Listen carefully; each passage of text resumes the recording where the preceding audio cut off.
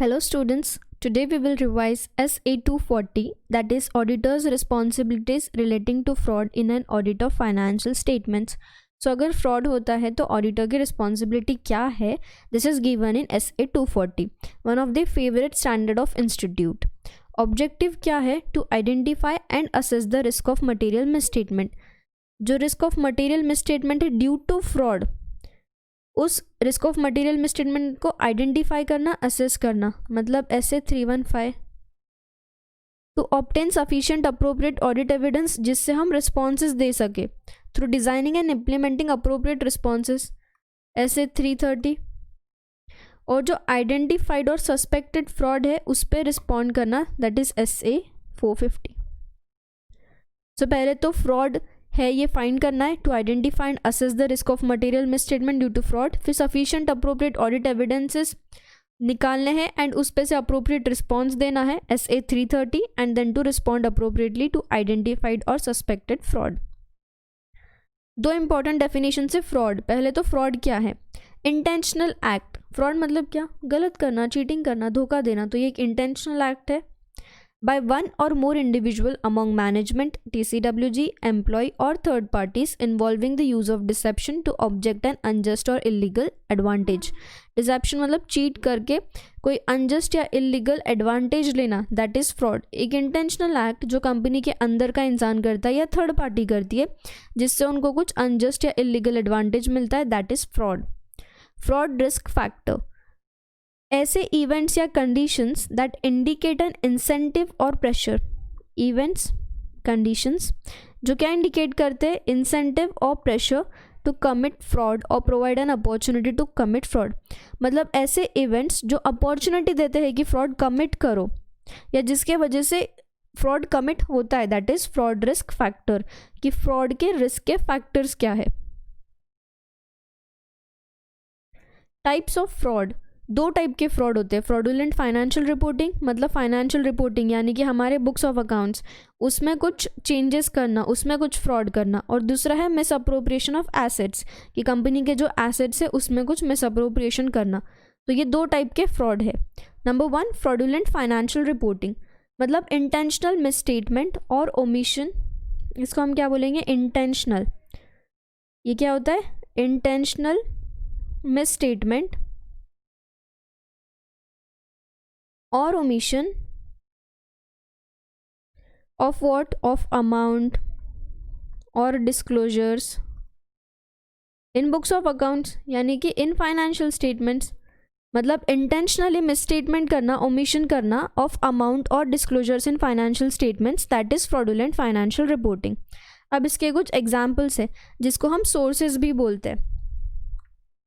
इसको हम क्या बोल सकते हैं? sources. की क्यों होता है? Sources of fraudulent financial reporting: manipulation, falsification of accounting records, supporting documents, falsification, manipulation, intentional omission of financial statement, events, transactions, जानबूझ के omit कर देना, accounting principles, policies को मिस एप्लीकेशन करना, recording fictitious journal entry particularly at the end of period to manipulate operating results or achieving other objectives. मतलब खुद का कुछ पर्सनल ऑब्जेक्टिव अचीव करने के लिए fictitious journal entry रिकॉर्ड करना. inappropriate adjusting assumptions, judgments. ये कुछ सोर्सेज है fraudulent financial reporting के. ये क्वेश्चन एग्जाम में पूछा गया है, like what are the possible sources of fraudulent financial reporting. फिर दूसरा टाइप है मिसअप्रोप्रिएशन ऑफ एसेट जिसमें हम देखेंगे एम्बेजलिंग रिसीट्स, स्टीलिंग फिजिकल एसेट्स और इंटेलेक्चुअल प्रॉपर्टी. अब एम्बेजलिंग रिसीट्स के क्या एग्जांपल हो सकते हैं? कि कलेक्शंस जो अकाउंट रिसीवेबल्स है उसमें अमाउंट को या कलेक्शन को डाइवर्ट करना या राइट ऑफ कर देना किसी अकाउंट को और पेमेंट पर्सनल अकाउंट में लेना. जैसे कि किसी से पेमेंट आना बाकी था, फॉर एग्जाम्पल कंपनी को किसी उस थर्ड पार्टी से पेमेंट आना बाकी था तो वो पेमेंट ले लेना, बट बुक्स में वो अमाउंट को राइट ऑफ करना और वो पेमेंट खुद के पर्सनल अकाउंट में लेना. This is embezzling receipts. Company के फिजिकल एसेट्स या इंटेलेक्चुअल प्रॉपर्टी चोरी करना.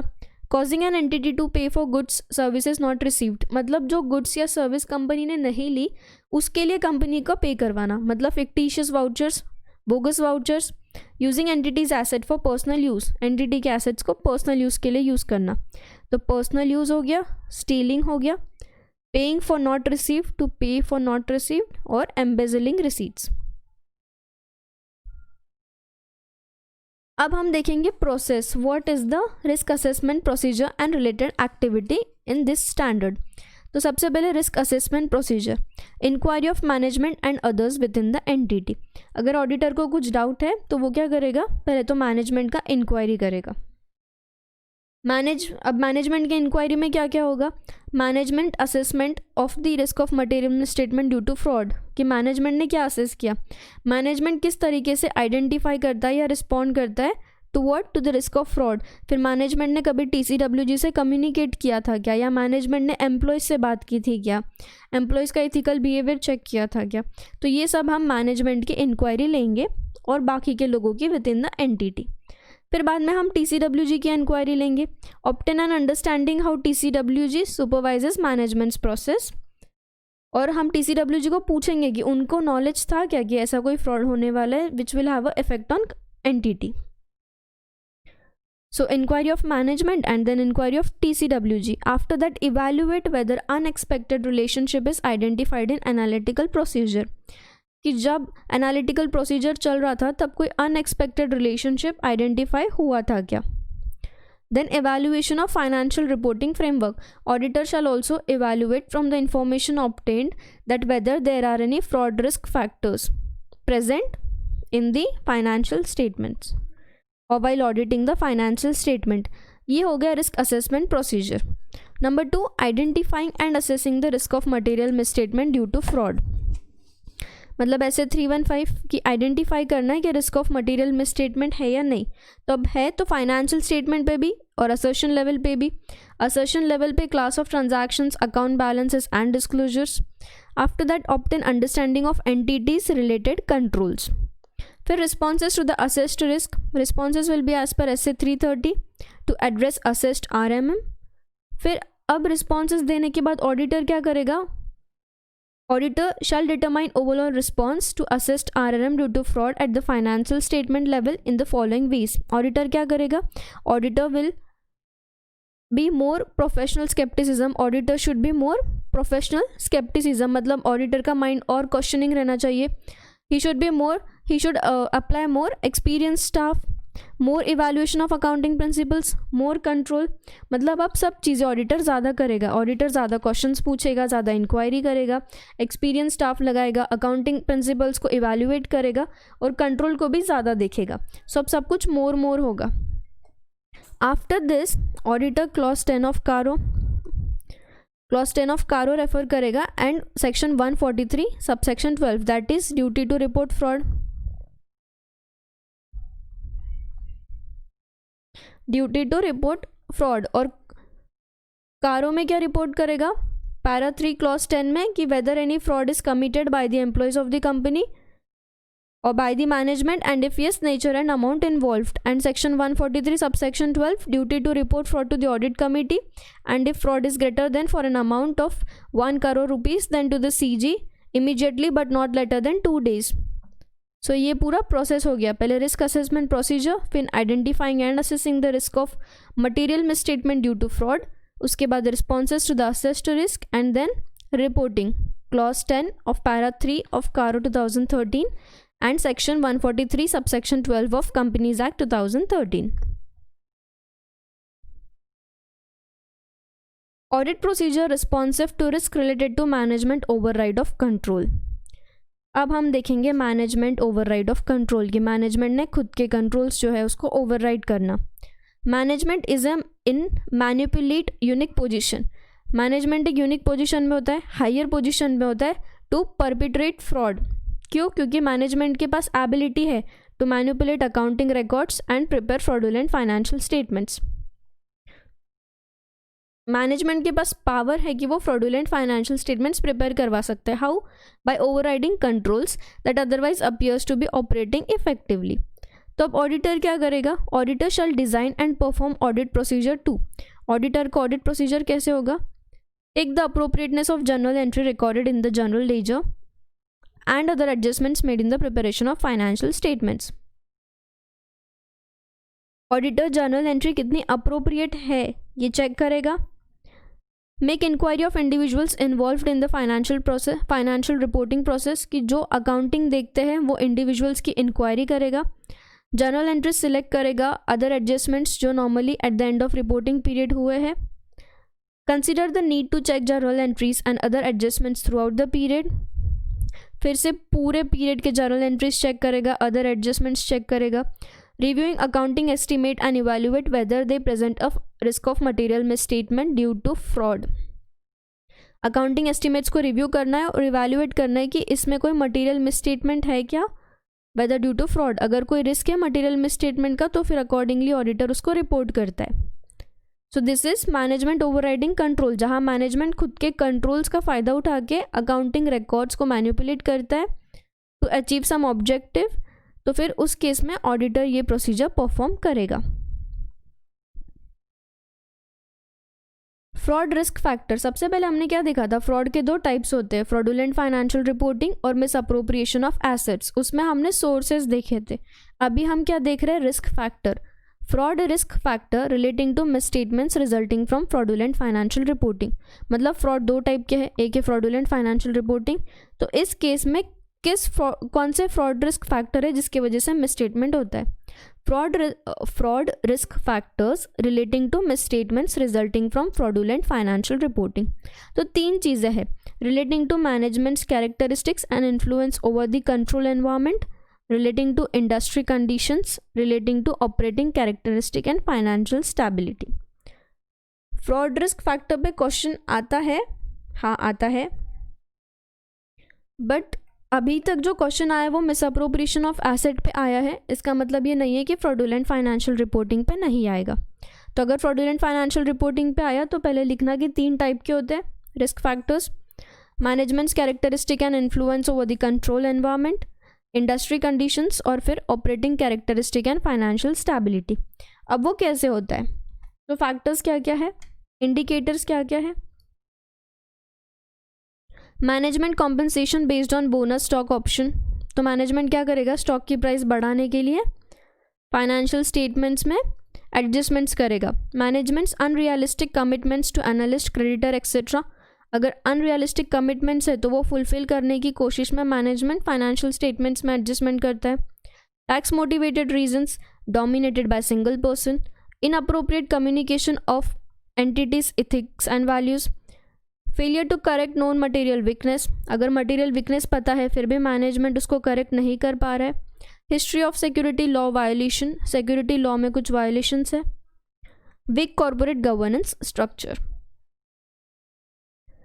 अब दूसरा है इंडस्ट्री कंडीशंस। इंडस्ट्री कंडीशंस मतलब ओवरऑल इंडस्ट्री रिलेटेड, कि कुछ न्यू अकाउंटिंग, स्टैट्यूटरी या रेगुलेटरी रिक्वायरमेंट आया है जिसकी वजह से फाइनेंशियल स्टेबिलिटी या प्रॉफिटेबिलिटी इम्पेयर हो सकती है। High degree of competition accompanied by declining margins, a declining industry with increasing business failures, rapid changes in the industry, rapid product obsolescence, कि इंडस्ट्री में बहुत सारे चेंजेस हो रहे हैं, रैपिड प्रोडक्ट ऑब्सोलेंस हो रहा है।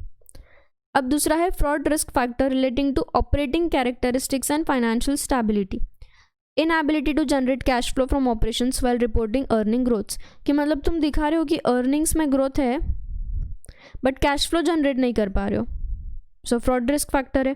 Significant related party transaction unaudited related party transactions है। Significant pressure to obtain additional capital, significant related party transaction not in the ordinary course of business, ऐसे रिलेटेड पार्टी ट्रांजैक्शंस है। Significant bank account, subsidiary, branch operations, high complex transactions particularly at the year end. So these are few of the fraud risk factors. अब दूसरा type of fraud क्या है, miss appropriation of asset. इसमें भी तीन type के fraud risk factors देखेंगे हम, इंसेंटिव्स और pressures, opportunities, attitude and rationalism. So अब इसके इंडिकेटर्स देखते हैं। इंसेंटिव्स और pressure, adverse relationship between the entity and employees, anticipated change to employee compensation or benefit plans, promotions, compensation or other rewards inconsistent with the expectations, known or anticipated future employee layoffs। अब opportunities क्या है कि इनएडिक्वेट internal control है, तो fraud के लिए एक opportunity मिल रही है। इनएडिक्वेट सेग्रीगेशन ऑफ ड्यूटीज और इंडिपेंडेंट चेक, अगर सेग्रीगेशन ऑफ ड्यूटी प्रॉपर नहीं है, इंडिपेंडेंट चेक नहीं है, इनएडिक्वेट है, तो अपॉर्चुनिटी है कि तुम फ्रॉड कर सकते हो. So this is fraud risk factor कि कंट्रोल वीक है. Fixed assets which are small in size है तो चोरी जा सकती है. Lacking observable identification of ownership. Inventory items that are small in size, inventory जो छोटी है साइज में और हाई वैल्यू की है या हाई डिमांड है वो भी जा सकती है. There is an opportunity. Attitude and rationalisation. Disregard for the need of monitoring और रिड्यूसिंग रिस्क. मॉनिटरिंग या रिड्यूसिंग रिस्क, ये चीज़ को डिसरिगार्ड करना मतलब इस पर ध्यान नहीं देना. चेंज इन बिहेवियर और lifestyle that may indicate assets have been misappropriate. Suddenly किसी मैनेजर का लाइफस्टाइल बदल जाता है, उसका बिहेवियर बदल जाता है, so this is a doubt. ये फ्रॉड रिस्क फैक्टर है. बिहेवियर इंडिकेटिंग डिसप्लेजर और dissatisfaction with the entity. Suddenly किसी का बिहेवियर ऐसा है कि उसको एंटिटी में सेटिस्फैक्शन नहीं मिल रहा है या उसको काम करते टाइम पे अच्छा नहीं लग रहा है. Failing to take appropriate remedial action on known deficiencies in internal control, कि तुमको डिफिशियंसीज पता थी इंटरनल कंट्रोल में फिर भी तुमने अप्रोप्रिएट रेमेडियल एक्शन नहीं लिया. So these are fraud risk factor relating to misstatements resulting from misappropriation of assets. इस पे एक बार एग्जाम में क्वेश्चन आया था. ऑडिटर्स रिस्पॉन्सिबिलिटी और प्रोसीजर. अब ऑडिटर क्या करेगा जब ऑडिटर को डाउट है कि फाइनेंशियल स्टेटमेंट्स फ्रॉडुलेंट है, तो ऑडिटर क्या करेगा. First of all, as per SA 240, auditor needs to perform procedures whether the financial statements are materially misstatement. ऐसे प्रोसीजर परफॉर्म करने जिससे उसको पता चले कि फाइनेंशियल स्टेटमेंट्स मटेरियली मिसस्टेटेड है या नहीं. फिर ऑडिटर ऑडिट प्रोसीजर परफॉर्म करेगा and reviewing the audit risk assessment. Secondly, auditor needs to consider the impact of fraud on financial statements and its disclosure in audit report. कि fraud का क्या impact हो रहा है financial statements में और उसको auditor को खुद के report में disclose करना है. फिर auditor ये matter communicate करेगा to the chairman and board of directors, that is TCWG. And finally, it will consider the reliability of audit evidence previously obtained since there is a genuine doubt about written representation obtained from management. अब previously जो audit evidence मिले थे जिसके basis पे auditor conclusion देने वाला था उसकी reliability पे अब auditor doubt करेगा. अब doubt कहाँ हो रहा है कि management ने जो written representation दिया उस पर भी doubt है, तो auditor फिर से सारे audit evidence को check करेगा. This is the auditor's responsibility. अब एग्ज़ाम में क्वेश्चन किस तरीके के आते हैं, जैसे कि मैंने बोला कि ये इंस्टीट्यूट का बहुत फेवरेट वाला स्टैंडर्ड है. सो एक क्वेश्चन ये आ सकता है possible sources of fraudulent financial reporting. ये मैंने बताया कि फ्रॉड के दो टाइप्स होते हैं, fraudulent financial reporting, misappropriation of assets, और उसमें हमने पॉसिबल सोर्सेज भी देखे. फाल्सिफिकेशन, manipulation of books of accounts or alteration of accounting records, misrepresentation or intentional omission of financial statements or events in it, intentional misapplication of accounting principles, omitting the events or transactions in the financial statements. So these are the possible sources of fraudulent financial reporting. Same misappropriation of asset के लिए भी question आ सकता है, misappropriation of asset के लिए भी आ सकता है. Embezzling receipts, stealing physical asset or intellectual property, stealing scrap for resale, causing an entity to pay for goods or services not received, using an entity's assets for personal use. So possible sources पे question आ सकता है. Number 2, auditor making inquiry of management regarding assessment of fraud, कि जब auditor fraud को assess कर रहा है तब वो मैनेजमेंट की इंक्वायरी ले रहा है, तो इस पर भी क्वेश्चन आ सकता है कि ऑडिटर मैनेजमेंट की इंक्वायरी कैसे लेगा. Auditor shall make inquiry of management regarding management's assessment of risk of material misstatement due to fraud, management's process for identifying and responding to the risk of fraud. फिर बाद में management's communication to TCWG, management's communication if any to employees regarding its view on business practice and ethical behaviour. ये question exam में आया हुआ है. उसके बाद नंबर 3, रिस्क फैक्टर अभी हमने देखे relating to misstatement from misappropriation of asset, इसमें हमने क्या देखा, इंसेंटिव प्रेशर देखा, अपॉर्चुनिटी देखा, रैशनलाइजेशन देखा. So these are the risk factor relating to material misstatement of from misappropriation of assets. फिर उसमें रिस्क फैक्टर वो भी है अलग से फ्रॉडुलेंट फाइनेंशियल रिपोर्टिंग को लेके, management's characteristics and influence over the control, अगर फ्रॉडुलेंट फाइनेंशियल रिपोर्टिंग पे क्वेश्चन आया तो, या फिर इंडस्ट्री कंडीशंस या relating to operating characteristics and financial stability. After that एक क्वेश्चन ये आ सकता है, auditor's responsibilities or duties in case of suspected fraud. अगर कोई suspected fraud है तो उस केस में ऑडिटर की रिस्पॉन्सिबिलिटी या ड्यूटीज़ क्या है. सो सबसे पहले तो रिस्क असेसमेंट प्रोसीजर, हमने जो एरो देखा था उसमें inquiry of management, inquiry of TCWG, evaluation of fraudulent financial reporting या फ्रॉड रिस्क फैक्टर.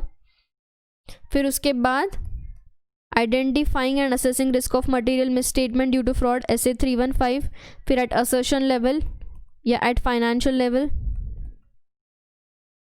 फिर उसके बाद number 3, understanding of entity's control, understanding entity's related controls.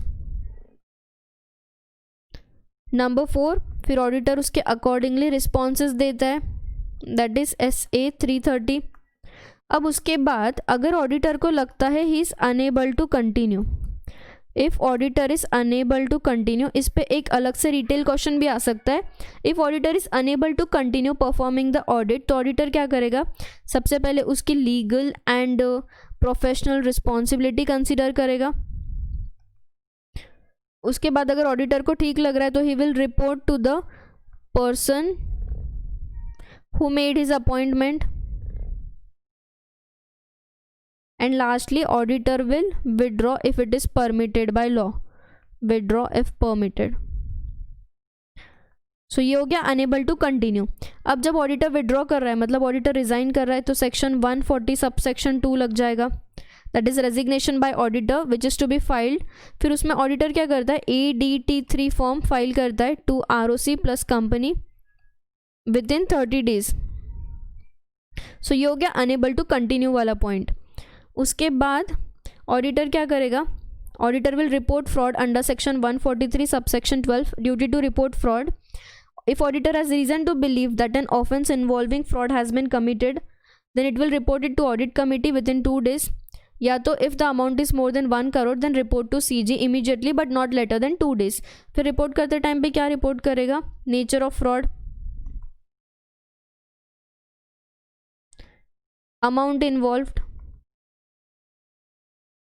parties involved, and yes, lastly para 3 clause 10 of CARO 2016, whether any fraud is committed by the employees or management of the company, or whether the fraud is committed on the company, if yes, nature of the fraud and the amount involved. So this is the process कि अगर कोई suspected fraud है तो auditor की duties क्या है. एक बार फिर से गो थ्रू करते हैं. सबसे पहले risk assessment procedure, that is inquiry of management, inquiry of TCWG, evaluation of fraud risk factor. उसके बाद 315, identifying and assessing the risk of material misstatement due to fraud at financial statement at assertion level, account balance, transactions, disclosures, understanding entity's control, responses to assessed risk SA 330. If auditor is unable to continue, तो auditor क्या करेगा, will consider the professional and legal responsibility, report to the person who has appointed him, and if permitted by law, auditor will withdraw. अब auditor resign कर रहा है तो section 140 subsection 2 में auditor will file within 30 days from date of registration ADT3 to ROC and company within 30 days. तो अब अगर fraud है तो duty to report fraud under section 143 subsection 12, nature of fraud, amount involved, parties involved. अगर 1 crore से ज़्यादा है तो टू CG, 1 crore से कम है तो सेंट्रल गवर्नमेंट, ज़्यादा है तो, कम है तो 1 crore का लिमिट ऑडिट कमेटी या जिसने अपॉइंट किया. फिर para 3 clause 10 of CARO 2016, whether any fraud committed and if yes, nature and amount involved. So ये था क्वेश्चन नंबर 4। और क्या क्वेश्चन आ सकता है, अब इस पे रिटेल क्वेश्चन भी आ सकता है, सिर्फ इस पे आ जाएगा रिस्क ऑफ असेसमेंट प्रोसीजर। उसमें हमने देखा था inquiry of management, inquiry of TCWG। Inquiry of management पे एक अलग रिटेल क्वेश्चन बन सकता है। उसके बाद अगर unable to continue, if auditor thinks is unable to continue, उस पर अलग क्वेश्चन बन जाएगा। या फिर duty to report fraud, auditor's duty to report fraud 143 subsection 12, उस पर अलग क्वेश्चन बन जाएगा। So these are different questions. अब एक क्वेश्चन ये हो सकता है, auditor's duties in case of material misstatement resulting from management's fraud. अगर मैनेजमेंट ने फ्रॉड किया तो ऑडिटर के ड्यूटीज़ क्या है? ऑलमोस्ट सेम रहेगी, हाँ सेम रहेगी। तो ऑडिटर क्या करेगा, पहले तो ऑडिटर देखेगा कि मैनेजमेंट यूनिक पोजीशन में रहता है, like management overriding the controls to penetrate fraud, क्योंकि मैनेजमेंट इजीली मैनिपुलेट कर सकता है अकाउंटिंग रिकॉर्ड्स को और फ्रॉडुलेंट फाइनेंशियल रिपोर्टिंग को प्रिपेयर कर सकता है बाय ओवरराइडिंग इस कंट्रोल्स। तो ऑडिटर क्या करेगा, attitude of professional scepticism maintain करेगा।